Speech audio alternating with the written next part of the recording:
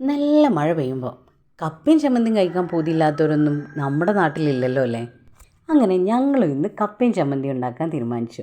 അതിനായിട്ട് അച്ഛൻ തൊടിയിൽ പോയിട്ട് ഒരു മരട് കപ്പ അങ്ങോട്ട് പിഴുതെടുത്ത കപ്പ നന്നായിട്ട് കഴുകിയിട്ട് അത് അച്ഛൻ അമ്മയെ ഏൽപ്പിച്ചു.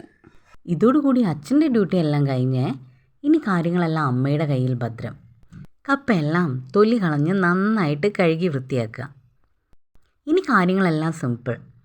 അടുപ്പിലെ വെള്ളം ചൂടാകുമ്പോൾ കപ്പയും ഉപ്പും ഇട്ടിട്ട് നന്നായിട്ട് വേവിക്കാൻ വയ്ക്കാം. ചമ്മന്തിക്കുള്ള മുളക് സെറ്റാക്കാനായിട്ട് തൊടിയിലേക്ക് ആടാം. കുറച്ച് മുളക് പൊട്ടിച്ചെടുക്കാം. വളരെ സിമ്പിളായിട്ടുള്ളൊരു ചമ്മന്തി കേട്ടോ കപ്പയുടെ കൂടെ ഉണ്ടാക്കുന്നത്.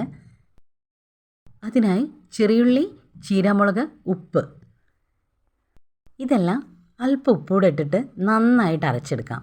അതിലേക്ക് കുറച്ച് വെളിച്ചെണ്ണ തൂവിയാൽ അടിപൊളി ചമ്മന്തി റെഡിയായിരിക്കും.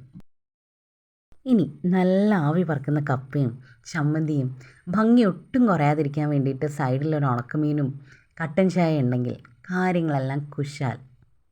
വീഡിയോ ലൈക്ക് ചെയ്യാനും ഷെയർ ചെയ്യാനും സബ്സ്ക്രൈബ് ചെയ്യാനും മറക്കല്ലേ കേട്ടോ.